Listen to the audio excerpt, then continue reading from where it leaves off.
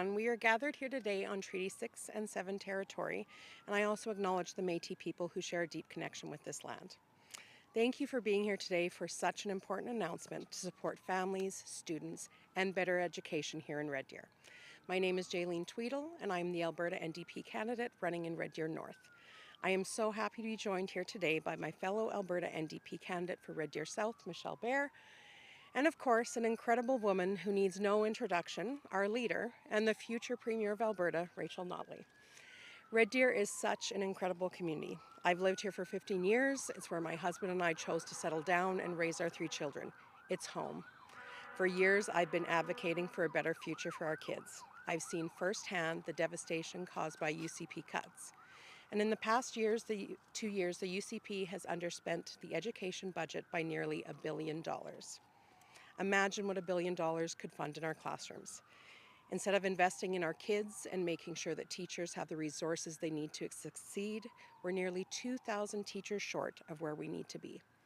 Students with complex needs are not receiving the necessary care and attention they deserve, particularly during their early years when such support is so crucial.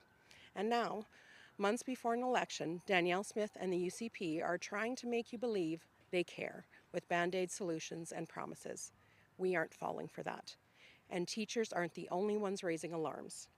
A recent survey shows almost 75% of Albertans feel our class sizes are too big, and many of them blame the UCP's inaction. It's time for real action. It's time for a government that will deliver better public education. I'll now turn it over to Michelle before our leader makes an important announcement. Thanks, Jaelene. Public education in Alberta is struggling. Students can't get the support they need because of overcrowded classrooms. Parents living in Red Deer South are overwhelmingly worried about their children's future. Middle school and high school kids aren't able to receive the quality of education they need in order to set themselves up for success after graduation. Not only are they short over 2,000 teachers, but they don't have nearly enough support staff, like guidance counselors and teachers' aides, and to get ready for the next phase of their life. Time and time again, Danielle Smith has proven she can't be trusted. Families in Red Deer are ready and want real change, and the Alberta NDP is ready to deliver.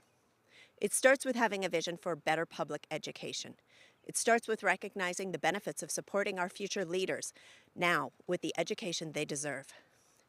I'm just going to come out and say it. It starts with building the schools we need. And that is what brings us here today. So without further delay, it's an honor to turn things over to our incredible leader, Rachel Notley. Well, thank you very much, Jaelene and Michelle, for your tireless advocacy to improve public education in our province and, of course, right here in Red Deer. You know, I meet so many teachers, parents, students all across the province who want a government that will actually support public education. And that also means a government that is trusted to build good schools for teachers to do their work inside, educating our future leaders. Now, when we were in government, we funded more than 240 new schools and modernization projects. And the majority of those have now opened, and we were so proud to undertake this massive effort after decades of conservative neglect. But we're falling behind again. Danielle Smith's first budget made a smoke and mirrors commitment to fund a pre-planning study for a middle school here in Red Deer to be built at some unspecified later date. Now, to be clear, pre-planning is a brand new UCP pre-election funding category. In other words, it's made up. For the record, we don't need pre-planning funding to draw pictures of schools. We need funding to get shovels in the ground and build those schools. And that's why I'm proud to announce that this much-needed public junior high school in Northeast Red Deer will be fully funded by the government I lead. We'll get to work on construction as soon as possible because we know how fast the population in Northeast Red Deer is growing. This school, when completed, will provide quality education to 600 students. But there's also more, because we're going to fund a new K-5 Catholic elementary school as well. We will get to work with Red Deer Catholic Schools immediately in order to identify the best location. Every Catholic elementary school in this city is at capacity right now. So we need more space in anticipation of a surge of new students in the coming years. And there's more coming for public education from your Alberta NDP as well. Soon, you'll learn of our plans to reverse the cuts and restore programs that support students with disabilities and specialized learning needs. And later this week, I'll be announcing a formal platform commitment outlining our plan to hire more teachers and support staff to meet the needs of Alberta students all across this province. This is how we come together to deliver better public education. And this is truly how we come together to build a better future for families right here in Red Deer, as well as all across Alberta. Now, before I turn it over for questions, I do want to make some brief comments about the importance of public health care. And by public, I mean public, as in free of charge. Stories have surfaced in the media today and in recent days that Danielle Smith has refused on now 4 occasions over the past 9 days to disavow a policy position she developed and promoted as recently as 18 months ago, in which she advocated that Albertans pay to see a family doctor. I think she refuses to do that because she truly believes that this is the best path forward. She wants to dismantle public health care. She's on video advocating for a new relationship between patients and doctors, a relationship that she calls a payment relationship. And the notion that Albertans can trust her to not do these things a mere 18 months later because she signed a cardboard guarantee, well, that's just ridiculous. There's only one piece of paper that will protect public health care from Danielle Smith, and that's your ballot. Danielle Smith's plans for healthcare couldn't be more wrong. Albertans don't need a payment relationship with their doctor. They need a doctor, period, free of charge. They need better public health care. Here in Red Deer, we're going to build the long-needed hospital. We're going to establish family health teams here to provide comprehensive care under one roof. And we're going to give the residents of this great city the health care they deserve. That's our commitment to Albertans. And I know with incredible future MLAs like Jaelene Tweedle and Michelle Baer by my side, we will deliver on a better future for each and every one of you. So thank you, and any one of us would be happy to take any questions you might have. Well, thank you, Rachel, Michelle, and Jaelene. Before we take questions from the floor, I just want to remind everyone joining us on the Zoom that you can use the raise hand function to join the question queue. It's the raise hand function, or you can press star 9 on your telephone keypad, but we'll start with questions from here. Hey there, Josh with RD News Now. Can you just clarify, first of all, the Northeast Red Deer School, where that's, can you be any more specific about where that's going to be? Well, it's a Northeast Red Deer junior high, or I think, yeah, junior high. And what's the actual area, Jaelene? It would be in Timberstone. In Timberstone, yeah. Okay, is that Red Deer Public? Yes, that's Red Deer Public. Okay. Sorry, I'm processing everything you said. No worries. Sorry, I need a minute. You're good with a follow-up? Yeah, oh, yeah. You can have a follow-up. You guys kind of touched on it, almost all of you, but just why is this such an important commitment? Is it something you've heard from your constituents in this area about a school? I can say for many years, Red Deer Public School District has advocated for this was a top need for them. My own child has just left the elementary school in the area and has gone to a different middle school. And we had hoped by the time he needed a middle school, we would actually see this site built, and it hasn't been yet. This has been a need for a long time. We have brand new schools that are built, and within a couple years, portables are being added because we have run out of room. So I hear every day from people that they want a school, and they want a school close to home for their kids. Sure. Thank you. I do have a follow-up. All right. You mentioned the pre-planning stuff, and there's been some, I think, pictures on social media the last couple of days of, signs going up with projects that are kind of in that maybe pre-planning stage that aren't actually in the budget, but they say that there is a budget. What can you say about what's going on there and whether they're legitimate or not. Well, I would say that it amounts to an unethical and inappropriate use of public funds on the eve of an election to advertise, to use taxpayers' dollars to campaign to them. To use taxpayers' dollars to campaign on projects that aren't even in the budget is kind of a next level of being unethical. But, every day is a new day under Danielle Smith and the UCP, and I'm sure we'll find even new ways in which they demonstrate a lack of respect for public dollars and the rules of engagement with integrity.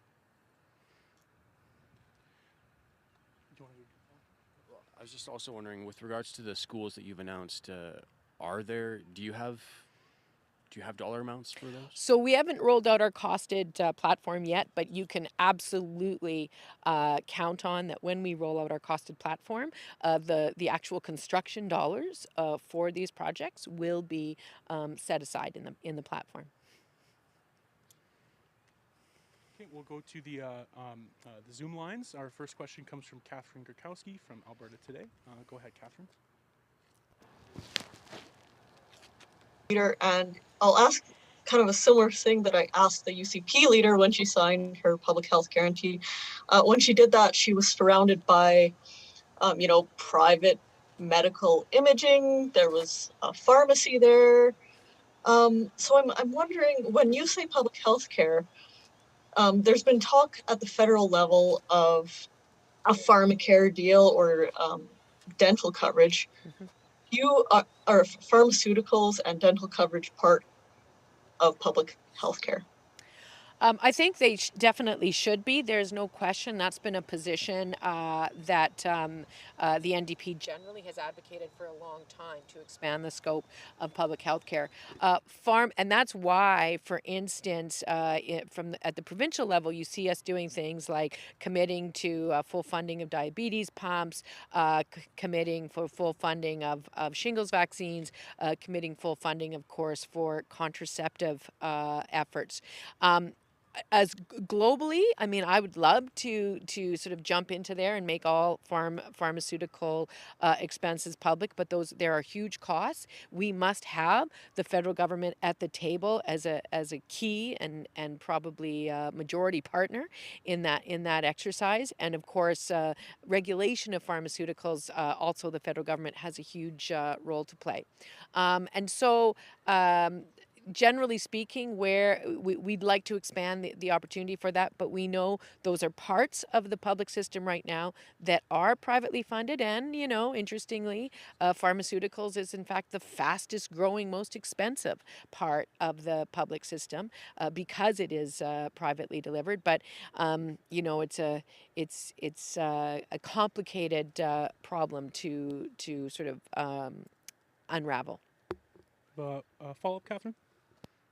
Sure. And I mean, you've gone from opposition to government before, so I don't know if you can try to get inside Danielle Smith's head, but why do you think she would change her position to one of wanting to look at alternate solutions for paying for the healthcare system, and then now as premier, she's saying no, we can't mess with the Canada Health Yeah. Act.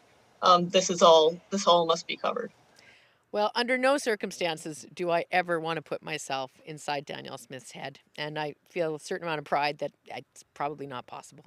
That being said, I've been involved in politics for a long time, and this is a person who has advocated for years and years and years to take apart our public healthcare system. She has advocated for years and years and years to make people pay for healthcare out of pocket. This is central to who she is. And, we have seen the UCP sign public health care guarantees in the past. We saw Jason Kenney sign a public health care guarantee, and within a year, he'd produce a report recommending delisting a whole bunch of services, which, to be clear, is how you undermine public health care. So, not to mention ripping up doctors' agreements and threatening to fire. So, I don't buy her so-called conversion. I think that she absolutely is still committed to attacking the public health care that Alberta families rely on, and that under no circumstances can Albertans trust Danielle Smith to protect or to improve the public health care services receive in this province. And in fact, she stands right now to be one of the biggest threats to our public health care in generations and generations. Thanks, Catherine. We'll put through our next caller on the line, which is Dean Bennett from the Canadian Press. Go ahead, Dean. Hi, Rachel. Hope you can hear me. Yep, sure can. Just want to ask you on this healthcare thing. So the Premier's office sent us a note late last night regarding this story, and I'll just read you the 2 lines. Premier Smith spent decades taking positions on hundreds of different issues, many of which have evolved and changed. On this issue, the Premier has been clear Albertans will not be paying out of pocket to see a family doctor or for a hospital visit, including surgeries. So the first part of that suggests that the Premier's views have evolved and changed. It doesn't say they've evolved and changed on this issue per se, but it suggests that. So what do you think about that? Listen, I don't trust her. That's the bottom line. I don't trust her. This is not something that she talked about 10 years ago. This is something she talked about 18 months ago. She didn't talk about it once in answer to one question she didn't expect. She talked about it over and over and over. She wrote a detailed paper about it. She went on a speaking tour about it. She advocated in room after room after room for this as recently as 18 months ago. She talked about these ideas in the leadership race last summer. So I just don't think that we can count on her. Quite frankly, if her ideas have evolved that much in 18 months, I'm just not sure that we can be convinced that they won't evolve again 18 months from now. This is a 4-year term. And there is nothing about Danielle Smith's record on this issue that suggests that we can count on her to maintain the position that she's taken, a few weeks before an election for 4 years after an election. Absolutely nothing. Follow-up, Dean, go ahead.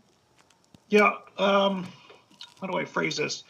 So, I mean, certainly the Premier's position is none of this matters. I mean, regardless of what she said before, this is the plan. This is the platform. No delisting, no paying. Nothing's going to change. So why? So does it matter what's in the Premier's head? I mean, if she's committed to this, so why should any of this stuff?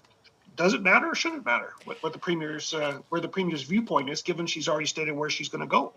Well, in the last election, the UCP committed to maintaining city charters. They committed to indexing AISH and income support. They committed to protecting public health care. Within 6 months after that election, they had ripped up the city charters. They had de-indexed AISH and income support. They had threatened to fire thousands of nurses, ripped up the doctor's agreement, and presented a report that was planning to delist a whole range of services. And the only thing that interfered with that, of course, was COVID. So when the UCP shows you who they are, you should watch, you should listen. That's what they did before. And so Danielle Smith, since then, in the last 6 months, has demonstrated an ability to misspeak on multiple topics over and over and over again. She changes her position more than a basketball player. She is entirely unreliable. And so there is nothing about what we've seen from Danielle Smith over the last 6 months that should suggest that anybody should trust her to keep her word. Okay, thanks. We'll come back to Josh Hall at the News Now for our last question. Do you mind if I ask one of Rachel and one of the... Okay. One for Rachel and one for the candidates. Rachel, I just wondered, have you had a chance, has anybody asked you to speak about your thoughts on the ongoing PSAC strike? No, I haven't had a chance really to speak to it. My hope is that the parties will be back at the bargaining table as soon as possible. I think that these matters should be negotiated there. I think we've been through a time of extreme inflation, and many public sector workers have not enjoyed the kind of increase in income that you would see as a result of that. So. But also, we know that the federal government needs to be careful in terms of how they manage public dollars. I have faith that the bargaining process will be successful, and I certainly hope that the federal government will work very hard to get a fair deal. And of course, we would not support any kind of back to work legislation. Okay, thanks. And for Jaelene and Michelle, is there anything else you wanted to add today about whether it's the schools or any other issues that are at hand in Red Deer ahead of the election? Sure. Thanks for the question, Josh. I will just reiterate a little bit about the importance of these announcements around schools. Red Deer is a young community, a fast-growing community, and on the doors we hear about concerns from parents about education, and we hear from teachers that they are really, really struggling. It's not just the new school that's important, but it's also the cuts that they have sustained to the supports in the classroom, and kids are suffering. So these are really important measures that we're committed to bring forward, and I'm really proud to be here today to be part of that announcement. Good. Education for me the last 15 years, it's been what I've committed myself to. And I can say without a doubt, since the UCP took office 4 years ago and the education minister came out referring to teachers groups as a special interest group, it was an indication right away the path we were going down. And since then, we have seen classrooms severely under-supported. We have seen a very UCP curriculum come in that was not developed by educators, that was developed by a hand-picked group. And we've seen, yes, our most vulnerable students with needs of greatest supports not having the support they need. We've seen staff not supported. And in COVID, we saw thousands of EAs fired by tweet over a weekend. We have no reason to believe that they are invested in a public education system, in our staff or our students. And I'm thrilled to know, without a doubt, that the NDP does support our students and families. Just to clarify, you're announcing 2 schools today, but I'm guessing this would just be the beginning of a longer eventual list of school projects? Absolutely, that is quite true. We look forward to engaging with school boards all across the province in order to identify the priorities for those infrastructure investments. We understand how important they are, and even here in Red Deer, certainly over the next 4 years, this is not an exhaustive list by any means. We look forward to engaging with the school boards here. Thanks. Okay, Right. thank you. Seeing no further questions, we'll conclude today's news conference. Thanks, everyone.